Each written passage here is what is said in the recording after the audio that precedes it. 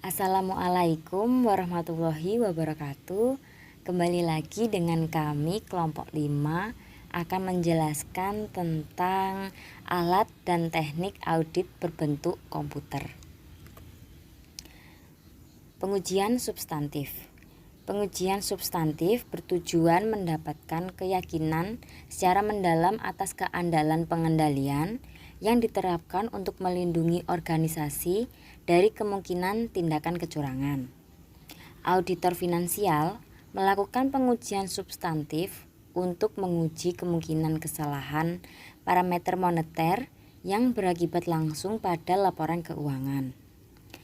Bagi auditor sistem informasi, tingkat pengujian substantif akan jauh lebih ekstensif. Untuk alat dan teknik pengujian. Alat pengujian yaitu media untuk membantu auditor dan berguna dalam melakukan teknik pengujian. Alat pengujian dapat berbentuk pedoman, prosedur atau perangkat lunak software. Untuk alatnya sendiri yaitu General Audit Software seperti ACL, IDEA Interactive Data Extraction and Analysis, dan sejenisnya. Untuk teknik pengujiannya sendiri, yaitu cara di mana proses pengujian berlangsung untuk mencapai tujuan audit. Teknik pengujian dilakukan untuk menguji suatu fungsi atau kondisi, di mana hasil pengujian tersebut akan digunakan untuk melakukan penilaian atau penelaahan lebih lanjut. Untuk tekniknya menggunakan analisis statistik, stratifikasi, klasifikasi data, rekonsiliasi, dan sejenisnya. Hal-hal yang perlu dipertimbangkan oleh auditor sebelum melakukan TABK. Yang pertama yaitu pengetahuan dan keterampilan komputer dari auditor. Yang kedua, perangkat lunak dan perangkat keras yang tersedia. Yang ketiga, perangkat keras dan perangkat lunak yang dimiliki audit. Yang keempat, data uji yang digunakan. Yang kelima, waktu pengujian. Dan yang keenam, efektivitas dan efisiensi. Alat dan teknik pengujian substantif. Terdapat banyak alat dan teknik pengujian substantif yang tersedia bagi auditor dalam menguji pengendalian pada sistem informasi berbasis komputer. Berikut alat dan teknik yang sering digunakan dalam real audit. Yang pertama ada Batch Offline Parallel Simulation. Yang kedua ada Embed Online Parallel Simulation, Generalist Audit Software atau GAS. Yang keempat, Virtual Transaction Testing. Yang kelima, Embed Auditability Modules. Yang keenam, Auditor Database Segment. Yang ketujuh, Embed Audit Data Collection Modules. Dan yang terakhir ada Extend Audit Record. 4 fase atau tahapan dalam menyusun atau membuat program audit. Yang pertama yaitu fase tujuan, kelayakan atau visibilitas, dan perencanaan audit. Yang kedua, fase desain aplikasi. Yang ketiga, fase pengodean dan pengetesan. Yang keempat, ada fase pemrosesan. Kemampuan software audit atau fungsi utamanya. Yang pertama yaitu create atau membuat file kerja. Yang kedua, update atau memperbarui file kerja. Yang ketiga, summarize atau mengikhtisarkan record kerja. Yang keempat, sort atau menyortir record. Yang kelima ada calculate atau menghitung. Yang keenam ada generate atau mengeluarkan. Yang ketujuh ada print Dan yang terakhir ada select atau memilih record. Ada beberapa tipe-tipe tugas audit, yaitu mengetes perkalian dan penjumlahan, mengikhtisarkan data yang melaksanakan analisis yang berguna bagi auditor, memeriksa kualitas record, yaitu kelengkapan, konsistensi, kondisi yang tidak sahih, dan seterusnya, memilih dan mencetak konfirmasi, memilih dan mencetak sampel audit, membandingkan data yang sama yang disimpan dalam file-file terpisah untuk melihat kebenaran dan konsistensinya.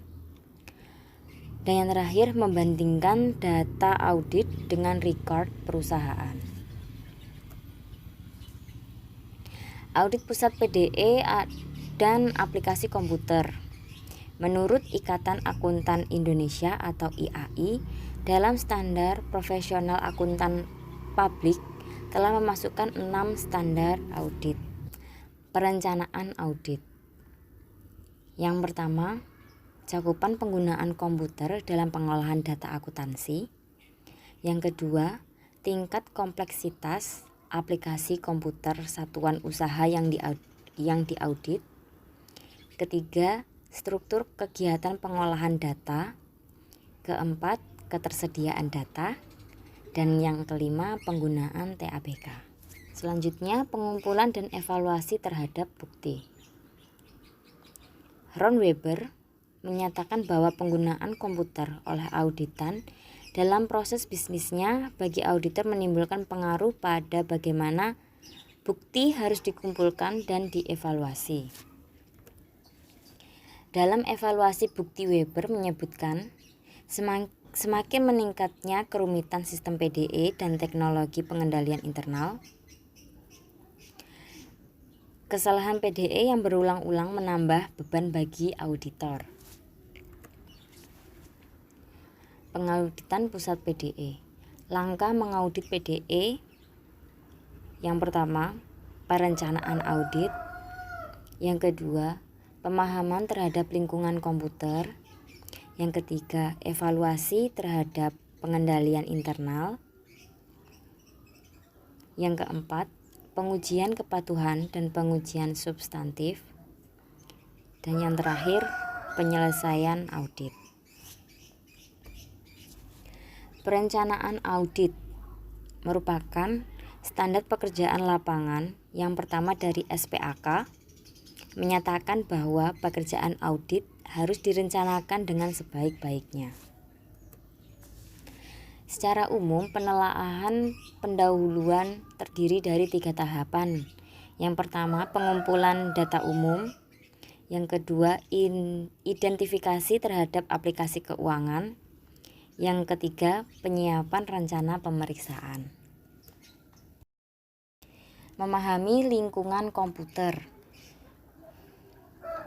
Auditor harus mengetahui informasi lingkungan PDE, yaitu bagaimana fungsi sistem informasi dikelola dan lingkup atau distribusi, pengolahan komputer dalam keseluruhan satuan usaha, sistem batch, data dikumpulkan berdasarkan kriteria dan diproses bersama secara periodik, sistem real time, data diinput melalui terminal pada saat itu juga akan dicek oleh komputer dan diproses serta disimpan pada file yang relevan.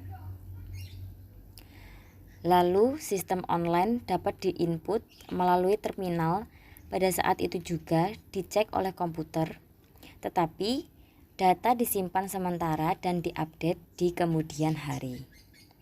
Software dan hardware yang digunakan, sifat pengolahan data dan kebijakan penyimpanan, implementasi aplikasi baru atau pemeliharaan aplikasi yang ada.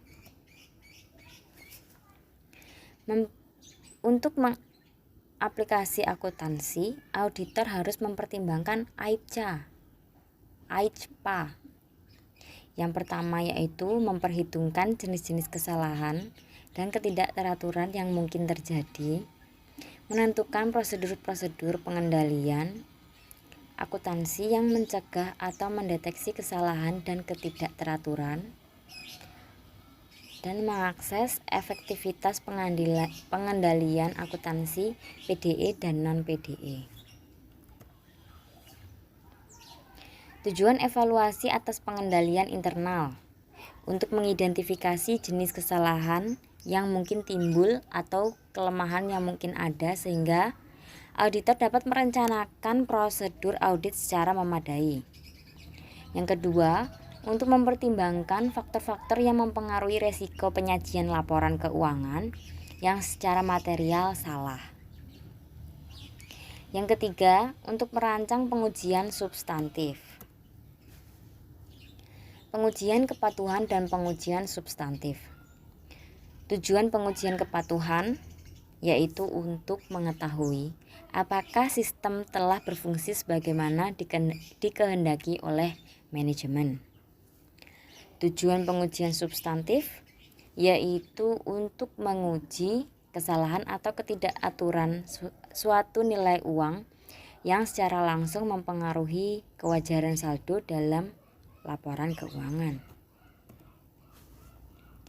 Mengaudit aplikasi EDP yaitu yang pertama, review pendahuluan, penilaian review pendahuluan, penyelesaian review pengendalian umum,